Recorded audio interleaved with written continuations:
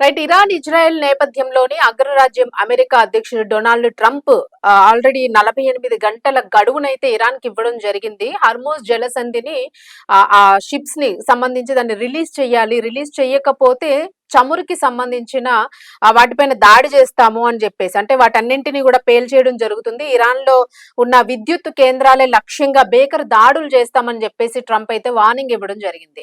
అయితే దీనికి సంబంధించి మరి నిజంగానే ఇరాన్ భయపడిపోతుందా? ఇరాన్‌కి ఇప్పటికే ఇరాన్ చిన్న రాజ్యము. అలాగే కమర్షియల్ గా దానికి ఎకనామికల్ గా చూసుకుంటే చాలా డౌన్ అయి ఉన్నది.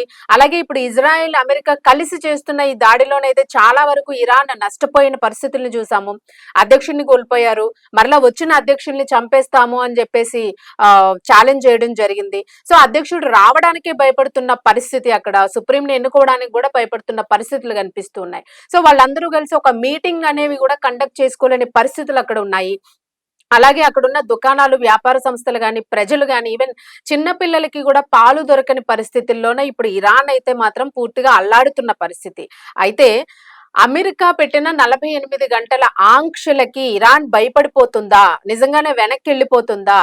వాళ్ళ భయాన్ని ఈ అమెరికా క్యాష్ చేసుకోగలుగుతుందా? నిజంగానే ఇజ్రాయెల్, అమెరికా చేస్తున్న దాడిని ఇరాన్ అసలు ఎట్లా ఎదుర్కొని ఎట్లా తట్టుకుంటూ ఉంది? చిన్న చిన్న వెపన్స్ తోనే వాళ్ళు దాడి చేసి వాటిని కంట్రోల్ చేసేస్తూ ఉన్నారు, వాళ్ళు వేస్తున్న వాటిని.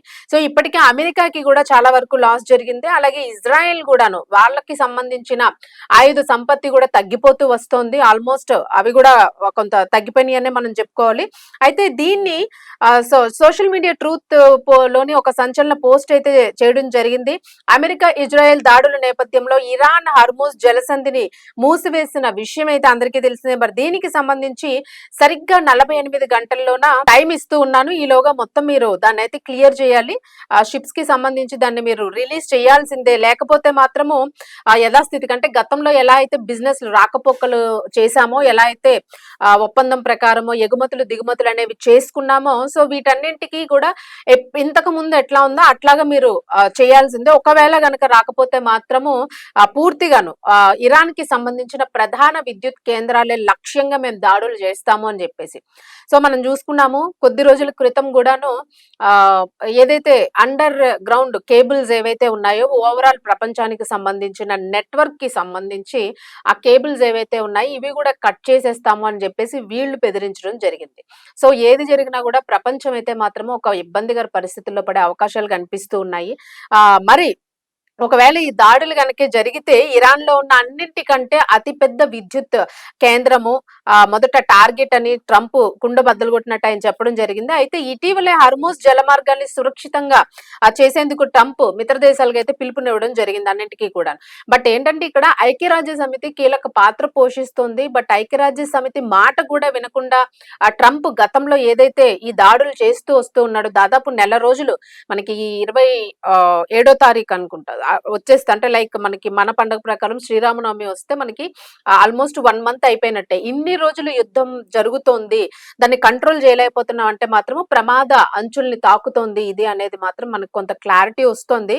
అయితే మిత్ర దేశాల నుంచి ఆశించిన మద్దతు ట్రంప్ కి రాకపోవడంతోని ఇరాన్ జలసంధికి సంబంధించి ఎవరు కూడా ఇన్వాల్వ్ అవ్వడానికి ఇష్టపడలేదు. ఎవరు కూడా ఇన్వాల్వ్ అవ్వలేదు. ఎందుకంటే ఎవరికి సంబంధించిన లావాదేవీలు వాళ్ళు ఇరాన్ తో మాట్లాడుకుంటూ ఉన్నారు, ఇరాన్ వాళ్ళతో మాట్లాడుకుంటూ ఉంది. సో ఇక్కడ ఎక్కువగా శత్రు రాజ్యంగా ఇప్పుడు ఇజ్రాయెల్, ఆ చుట్టుపక్కల ఉన్నవి, అలాగే అమెరికా. సో ఇది మాత్రమే ఎక్కువ ఒత్తిడి తెస్తూ ఉంది, బాగా ఇబ్బంది పెడుతున్న పరిస్థితులు ఇరాన్ ని టార్గెట్ గా చేసుకుని. బట్ ఎంత చేసినా కూడా ట్రంప్ చర్యలకి ఇరాన్ భయపడిపోయి వెనకడుగు వేసేస్తుంది, ఇంకా మొత్తం హ్యాండ్స్ ఆఫ్ అని చేతులు ఎత్తేస్తుంది అని అనుకుంటే మాత్రము అసలు ఆ ప్రసక్తి కనిపించడం లేదు. మాకు అసలు ఎవ్వరి సాయము అవసరం లేదు అని చెప్పేసి అయితే ఇక్కడ నాటో కూటమితో సహా ఇతర మిత్రపక్షాల నుంచి మాట్లాడుతూ కూడా తమకు ఎవరి సాయము అసలు అవసరం లేదు అని చెప్పేసి ట్రంప్ అయితే తీవ్ర ఆగ్రహాన్ని వ్యక్తం చేశాడు. మీరెవరు రాకపోయినా సరే నాకు సంబంధం లేదు, ఇరాన్ని నేను ఎట్లా నాశనం చేయాలో ఆ రకంగా నేను నాశనం చేస్తాను, నాకు తెలుసు ఇరాన్ పిల్లక నా చేతిలో ఉంది, ఏ రకంగానైనా నేను దాన్ని పూర్తిగా ముట్టించే ప్రయత్నంలోనే నేను ఉన్నానని అనేసి ట్రంప్ తగ్గకుండా ఇప్పటికీ కూడా ఇంకా మొండి వైఖరిని ప్రదర్శిస్తున్న పరిస్థితి అయితే మనం చూసాము. అయితే ముఖ్యంగా హర్మూజ్ జలసంధి సంగతి చూసుకుంటే మనకి ప్రపంచంలో ముడిసరుకుకి సంబంధించిన సరఫరాలోని దాదాపు 20% పైగా వాటా ఇరాన్ కైతే ఉంది. మరి ఇరాన్ దీనిని మూసివేయడంతో ఇప్పటికే మనకి బ్యారెల్ ధర $120 ఇంచుమించుగా దాటిపోయినట్టు తెలుస్తోంది. ఒకవేళ ట్రంప్ హెచ్చరించినట్లుగా గనక దాడులు జరిగితే మాత్రము ఈ రూపాయలు $180 చేరే ప్రమాదం కూడా ఉంది అని చెప్పేసి అయితే హెచ్చరిస్తున్న పరిస్థితులు కనిపిస్తున్నాయి. అయితే ట్రంప్ హెచ్చరిక పైన ఇరాన్ ఇప్పటి వరకు కూడా అధికారికంగా అస్సలు స్పందించలేదు. ఎన్ని భయపెట్టాలని ఎంత బూచి చేయాలని ప్రయత్నించినా కూడా ట్రంప్ మాటల్ని గాని ట్రంప్ చేష్టల్ని గాని ఏమాత్రం ఇరాన్ లెక్క చేయనట్లే ఇక్కడ కనిపిస్తూ ఉంది. అయితే తమ యుద్ధ నౌకలను ఇప్పటికే పెర్షియన్ గల్ఫ్ వైపు మళ్లించినట్లు సమాచారం.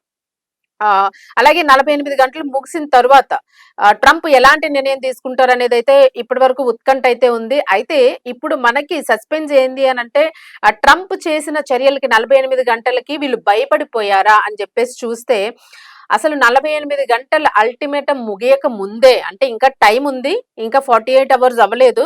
ఈ 48 అవర్స్ అవ్వక ముందరే ఇరాన్ ఇంకొక సంచలన నిర్ణయం తీసుకుంది. నువ్వేం పీక్కుంటావో పీక్కో, నువ్వు దేని మీద బాంబులతో దాడి చేస్తావా, లేదంటే నువ్వు అసలు అణుబాంబే వేసుకుంటావు, నువ్వు ఏమైనా చేసుకో, బట్ నీకు తలొగ్గే పరిస్థితే లేదు, అసలు ఎట్టి పరిస్థితుల్లో వెనకడుగు వేసేదే లేదు అని చెప్పేసి వీళ్ళు ఇప్పుడు కొత్తగా ఏంటంటే ఈ జలసంధికి సంబంధించి కీలక జలమార్గం ఏదైతే ఉందో దాని గుండా వెళ్లే నౌకలకి సంబంధించి ఏకంగా $2 మిలియన్ అంటే మన ఇండియన్ కరెన్సీలో చూసుకుంటే 18 కోట్ల టోల్ ఫీజు వసూలు చేస్తున్నట్లయితే ప్రకటించింది. ఇప్పటికే కొన్ని నౌకల నుంచి ఈ డబ్బును ఆల్రెడీ వసూలు చేసినట్లుగా కూడా వెల్లడించింది. సో ఇది ఈ రోజు మనకి అఫీషియల్ గా వచ్చిన సమాచారము. సో మొత్తానికి అయితే మాత్రము ఈ పశ్చిమాసియాలో జరుగుతున్న యుద్ధం అంతా కూడా తీవ్ర స్థాయిలో ముదురుతున్న పరిస్థితులు మనకు కనిపిస్తూ ఉన్నాయి. ప్రతి రోజుకి కూడా ప్రపంచ వాణిజ్యానికి అత్యంత కీలకమైన హర్మూజ్ జలసంధి పైన మాత్రము ఉత్కంఠభరితమైన రిజల్ట్స్ ఏమొస్తాయి, అసలు వాళ్ళు ఏం చెప్తారు, షిప్పుల్ని విడిచిపెట్టారు అన్ని కంట్రీస్ కి సంబంధించిన షిప్స్ కి సంబంధించిన ఆల్మోస్ట్ అక్కడ కీలకంగా మారింది. ఇప్పుడు ఖచ్చితంగా పెట్రోల్ అండ్ వీటిపైన ధరలు పెరిగే అవకాశం ఉంది. ఎందుకంటే ఇప్పుడు టోల్ ఫీజు 18 కోట్లు అంటే తమాషా కాదు అసలు. సో దీన్ని ఇంకా పెంచే అవకాశం కూడా ఉంది అనే వార్త అయితే వినిపిస్తుంది. మరి దీనికి సంబంధించి ఇప్పటికే ప్రారంభించినట్లు Iran parliament national security council సభ్యుడు అలాయుద్దీన్ బరూజెర్ది అధికారికంగా అయితే ప్రకటించినట్లు ఇక్కడ మనకి తెలుస్తోంది. సో మొత్తానికి ఇరాన్ ప్రభుత్వ రంగ మీడియా, అక్కడున్న media Islamic republic of Iran broadcasting అయితే ఈ డీటెయిల్స్ అయితే ప్రచురించడం జరిగింది. సో యుద్ధం కారణంగా మొత్తానికి ఏదైనా దేశం మీద అయితే ఆర్థికంగా భారం పెరిగే అవకాశం ఉంది. ముఖ్యంగానే ఈ టోల్ ఫీజ్ అనేది నిజంగానే ఇది కంటిన్యూ అయితే మాత్రము అందరికీ కూడాను అంటే మిత్ర దేశాలకి అయితే మరి ఎట్లా వ్యవహరిస్తుంది అనేది తెలియదు. బట్ శత్రు దేశాలకైతే అసలు నౌకల్నే రానివ్వడం లేదు అక్కడికి. బట్ మిత్ర దేశాల నుంచి కూడా వాళ్ళు కొంత అంటే ఇది విధించడం దేనికి అని అంటే ఒక క్లారిటీ కూడా ఇచ్చారు. ఇప్పుడు ఫైనాన్షియల్ గా వాళ్ళకి ఇప్పుడు గ్రోత్ కావాలి, ఫైనాన్షియల్ గా పూర్తిగా డౌన్ అయిపోయారు కాబట్టి దాన్ని మళ్ళీ వాళ్ళు ఫైనాన్షియల్ గా ఒక స్టేబుల్ ఇది తెచ్చుకోవడానికి ఖచ్చితంగా టోల్ ఫీజు అయితే వసూలు చేయాల్సి వస్తుంది అని చెప్పేసి ఇరాన్ చెప్పడం జరుగుతుంది. సో దీనికోసమే దీన్ని విధించామని చెప్పేసి సహకరించాలని చెప్పేసి కూడా అంటూ ఉంది. మరి నిజంగానే ఈ చర్య ద్వారా హర్మూజ్ జలసంధిలో ఇరాన్ శక్తి ఏంటి అనేది ప్రపంచానికి ఖచ్చితంగా తెలిసే అవకాశం అయితే కనిపిస్తుంది. అంటే ఇంత చిన్న కంట్రీ ప్రపంచాన్ని ఇలా షేక్ చేస్తుందా, ఒంటరిగా పోరాడుతోందా, ఇంత భయంకరమైన దాడులు చేస్తున్నప్పటికీ కూడా ఇంత అసలు అంటే ఎక్కడికక్కడ టెక్నికల్ గా కానీ ఏ రకంగా కొడితే వెనక్కి వెళ్లాల్సి వస్తుంది మిగిలిన దాడి చేస్తున్న దేశాలు అని చాలా నిద్రలేని రాత్రులు గడుపుతూ కూడా ఒక పర్ఫెక్ట్ ప్లానింగ్ చేసుకుంటూ ఉంది. సో ఆయుధాలు ఉంటే సరిపోదు, మనం అనుకుంటూ ఉంటాం, ఒక సామెత ఉంది మనకి, కుంజరి యూదంబు దోమ కుత్తుకు చొచ్చాను అని అంటూ ఉంటాం. సో ఎంతటి ఏనుగైనా సరే ఒక్క ఈ దీనికి సంబంధించి మరణించడం జరుగుతుంది. సో అట్లాగా చిన్నది చీమే కదా, దోమే కదా అని అట్లాగా ఇరాన్ ఇంతే కదా, ఇరాన్ ఫైనాన్షియల్ స్టేటస్ ఇదే కదా, అదేం చేస్తుంది, దాన్ని ఎట్లా కొట్టాలో మాకు తెలుసు అని చెప్పేసి ఎంత ప్రగల్భాలు పలికినా అమెరికా ఖచ్చితంగా వెనక్కి వెళ్లాల్సిందే అనేది ఇక్కడ అనిపిస్తుంది.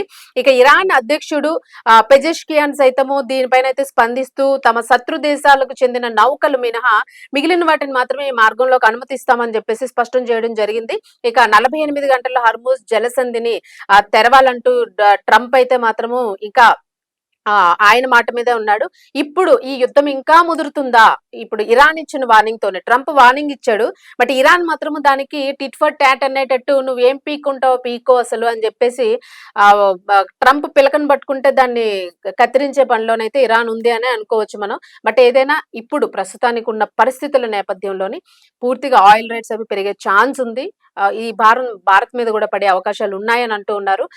ఇది మనము నిపుణులతో కూడా విశ్లేషించే ప్రయత్నం చేద్దాము. ఇది ఈ రోజు మీకు అప్డేట్ ఇచ్చే ప్రయత్నం అయితే చేస్తాము. మొత్తానికి ఇజ్రాయెల్‌కి చెందిన ఇరాన్ ఇంకొక డెసిషన్ కూడా తీసుకుంది. ఇజ్రాయెల్‌కి చెందిన ఇంధన విద్యుత్ వసతులను ధ్వంసం చేస్తామని ఇరాన్ ప్రతి సవాల్ విసిరినట్లు కూడా ఇక్కడ మనకు కనిపిస్తుంది. ఏదైతే మీరు మా విద్యుత్ కేంద్రాల్ని జ అటాక్ చేయాలని చూస్తూ ఉన్నారో అమెరికా హెల్ప్ తీసుకుంటూ, మేము ఒంటరిగానే మీ విద్యుత్ కేంద్రాల్ని ప్రతి సవాల్ మేము ద ద ధ్వంసం చేస్తామని చెప్పేసి ప్రతి సవాల్ చేస్తోంది. సో ఎక్కడ తగ్గడం లేదసలు. యుద్ధం పరిస్థితి ఇంకా ముదురుతోంది. నెల గడిచిపోతోంది. ప్రతి ఒక్కళ్ళు కూడా అప్రమత్తంగా ఉండాల్సిన పరిస్థితి అయితే ఉంది. ఇండియన్ ఎకానమీ కూడా దెబ్బతినే అవకాశాలు కనిపిస్తూ ఉన్నాయి. ఎందుకంటే అంత టోల్ ఫీస్ చెల్లించుకునే పరిస్థితులు అయితే లేవు. మరి దీనికి సంబంధించి ఇండియా ఎలాంటి డెసిషన్ తీసుకుంటుంది? ఇంకా ఎలాంటి ఐక్యరాజ్య సమితితోని మిగిలిన దేశాలన్నీ కూడా ఎట్లాంటి చర్చలు జరిపే అవకాశాలున్నాయి. సో ఈ అప్డేట్స్ అన్నీ కూడా మనకు రావాల్సింది.